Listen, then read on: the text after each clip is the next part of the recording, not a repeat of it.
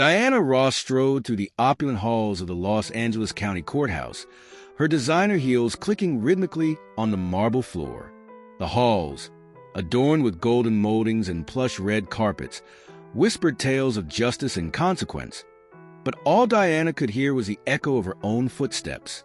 Clad in a tailored all-white ensemble that screamed privilege, she felt more like a queen than a defendant. Seated at the front of the courtroom, she tossed her long, glossy hair over her shoulder with an air of arrogance. She had always believed the rules were for everyone else. Diana was used to getting her way. Her wealthy parents had shielded her from the harsh realities of life.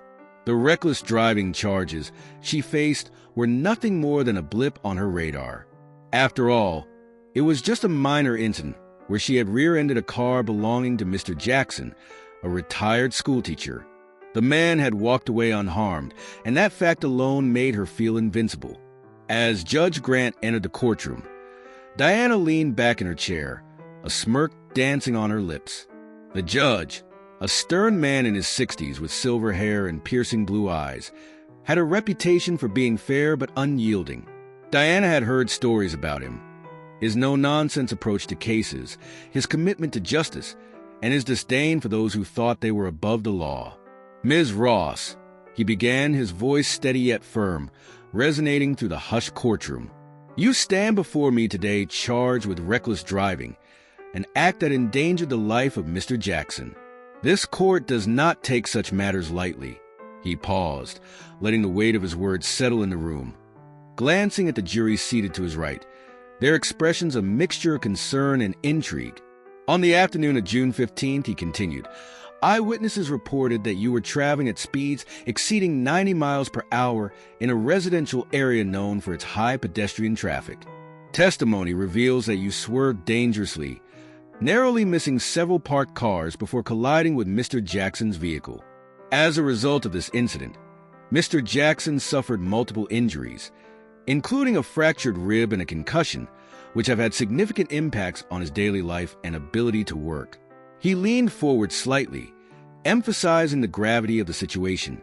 "The prosecution will present evidence showing that you have been consuming alcohol prior to the incident, as evidenced by the breathalyzer test administered by the responding officers. Furthermore, there are dashcam recordings that clearly depict your erratic behavior leading up to the collision." The judge's eyes narrowed as he continued, "Ms. Ross, the safety of our community is paramount, and driving recklessly poses a serious threat not only to the individuals involved but also to innocent bystanders. This court has a duty to uphold the law and ensure that those who disregard it face the consequences of their actions.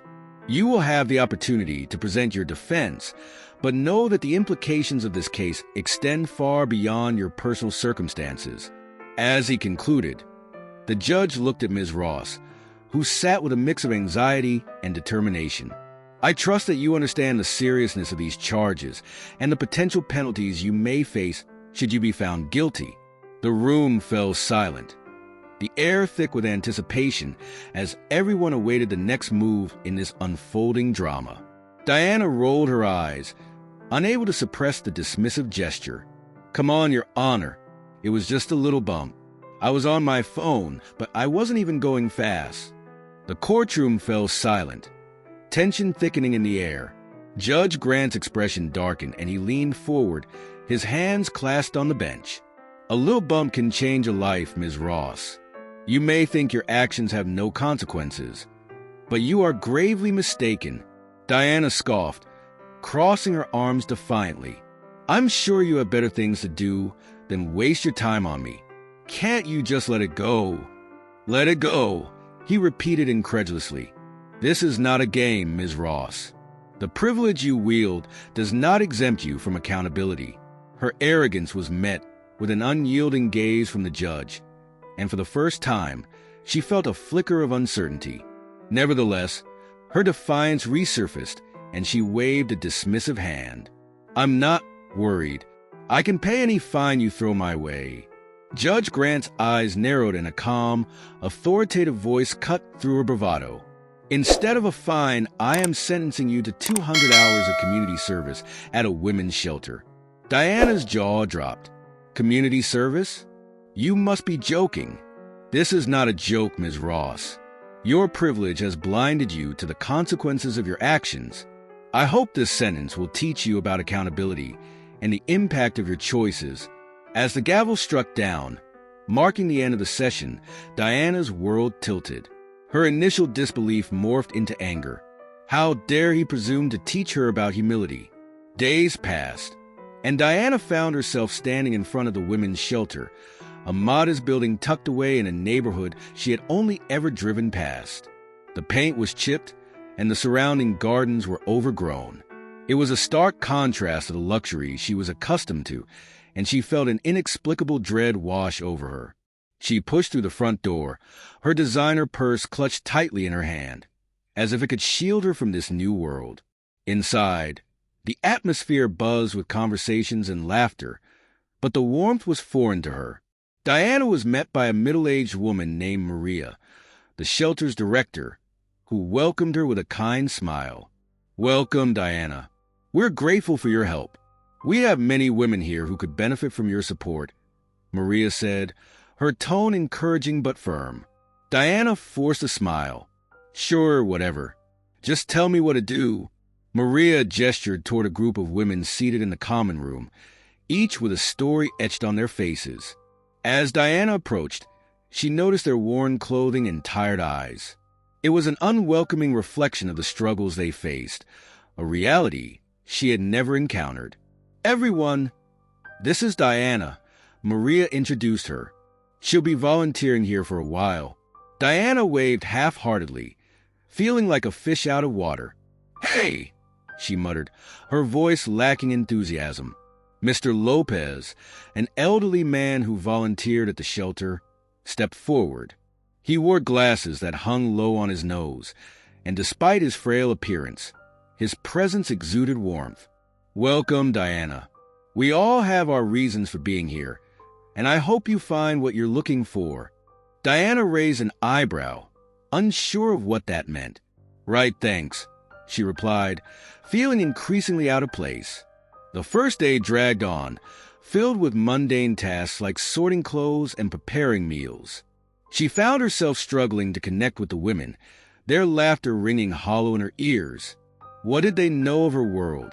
They didn't know the pressure of high society, the expectations of perfection, or the burden of wealth. But the turning point came when Mr. Lopez approached her during lunch. "Diana," he said softly, "I heard about your incident. Reckless driving can change lives. You're lucky Mr. Jackson was unharmed." She bristled at his words. "It wasn't that big of a deal," she snapped. "I mean, it happens all the time." His eyes darkened, yet he remained calm. "That's the problem, isn't it? We often forget the ripple effect of our actions. But I believe you can learn and grow from this." Diana felt a mixture of irritation and confusion.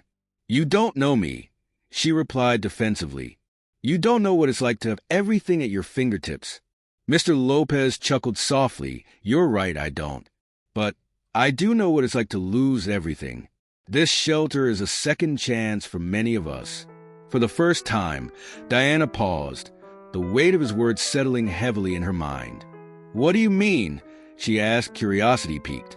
"My wife and I lost our home due to unforeseen circumstances, a devastating turn of events that shattered the life we had meticulously built together, leaving us adrift in a sea of despair. It felt as though the walls of our dreams had crumbled around us, like a castle of sand swept away by an unforgiving tide. The laughter and warmth we once shared now echoes of a haunting memory. As I stood there, my heart heavy with the weight of what once was, I found solace in this place, this sanctuary that welcomed me with open arms when the world had turned its back. "This place saved me," I said, my voice steady yet laced with an undercurrent of emotion, a testament to the resilience forged in the fires of loss. "I came here not just to heal, but to give back, to reach out to others who, like me, are searching for a flicker of hope in their darkest hours. It's not about wealth or possessions. It's about the sheer unyielding power of kindness and compassion that can stitch together the torn fabric of our lives.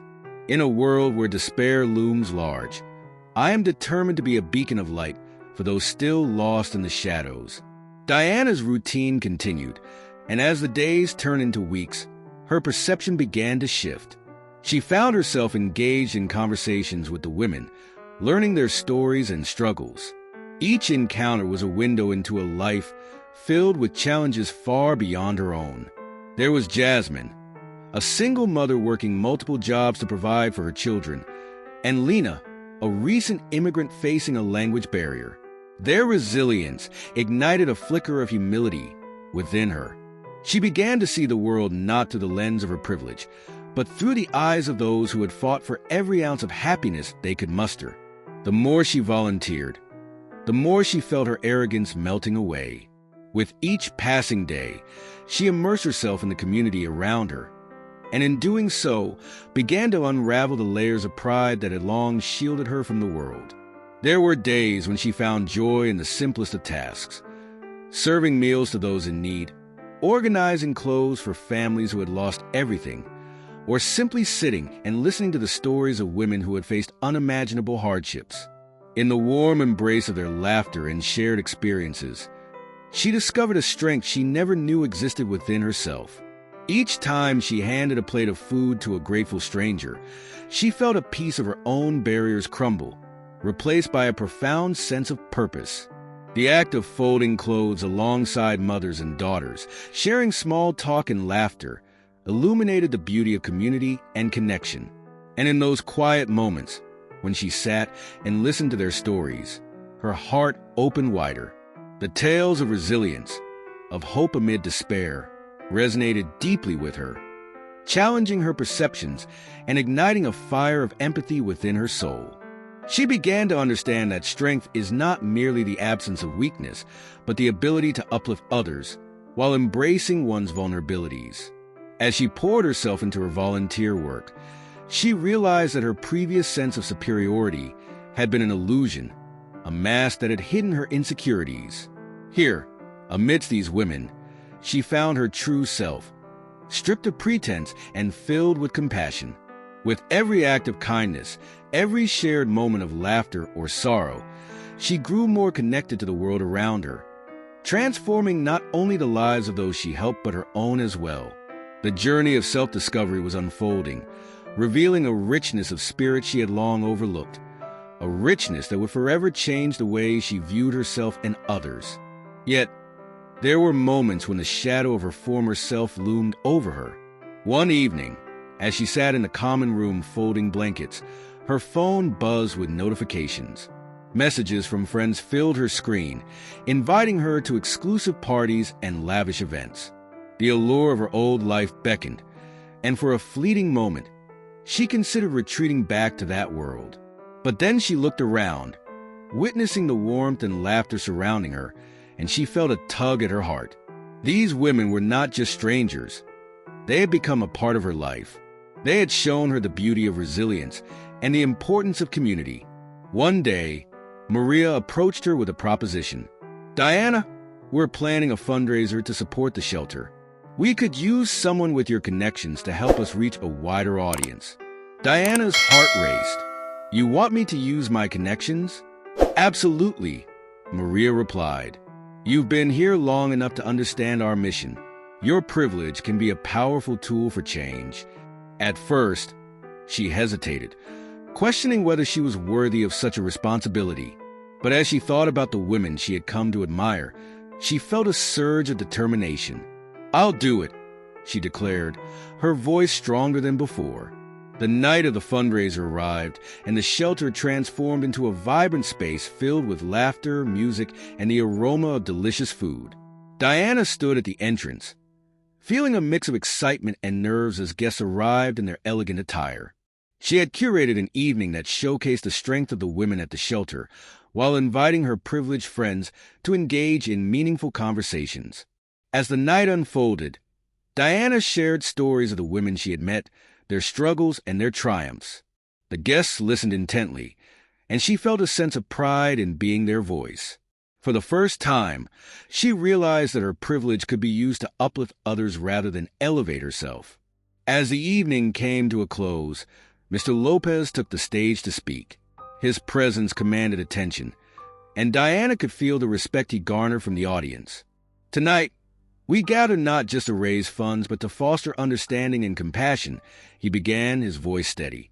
"We all have our stories, our challenges, and while some of us are blessed with privilege, it is our responsibility to use it for the greater good." Diana watched as he spoke, feeling a swell of admiration for the man who had shown her the meaning of humility.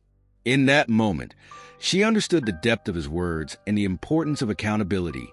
The applause that followed was thunderous, but it was a look of gratitude in the eyes of the women around her that truly moved her. The fundraiser exceeded all expectations, raising funds that would significantly benefit the shelter. As guests mingled and celebrated, Diana felt a sense of belonging that she had never experienced before. She was no longer just a privileged socialite. She was part of a community dedicated to making a difference. As her community service hours came to an end, Diana reflected on her journey. The arrogant socialite who had stepped into the shelter weeks ago was now a woman transformed. She had learned the power of empathy, the importance of accountability, and the impact of her actions on others. On her last day, she gathered the women for a farewell. "Thank you all for welcoming me into your lives," she began, her voice trembling with emotion. "You've taught me more than I could have ever imagined. I promise to carry your stories with me and continue advocating for change." Jasmine stepped forward, tears glistening in her eyes. "You've shown us that kindness knows no boundaries. Thank you for believing in us." Mr. Lopez smiled warmly, pride radiating from him. "You've grown, Diana. Remember, growth is a continuous journey. Don't let privilege blind you again." As she left the shelter for the last time, Diana felt a weight lift off her shoulders. She was no longer defined by her wealth, but by her actions and the connections she had forged. The lessons she had learned would guide her as she returned to her world, a world where she would use her privilege for good. Months later, Diana stood in front of a packed auditorium, her heart racing as she prepared to give a speech about the importance of community and the responsibility that comes with privilege. The event was hosted by a philanthropic organization she had founded, dedicated to supporting women in need. The journey had not been easy, but she had discovered a purpose beyond herself. She had learned that true privilege lay not in wealth, but in the ability to create change. As she spoke, her voice resonated with passion. We all have the power to make a difference, to lend a hand to those in need. Let us not forget that our actions matter, and it's our responsibility to use our privilege to uplift others. The audience erupted in applause, and Diana felt a sense of fulfillment wash over her. She had come a long way from that day in the courthouse. She was no longer just a privileged socialite. She was a beacon of hope, a reminder that true strength lies in compassion, empathy, and the courage to change. In the end, Diana Ross discovered that the greatest lesson was not just about acknowledging her privilege, but about using it to create a more just and compassionate world for all.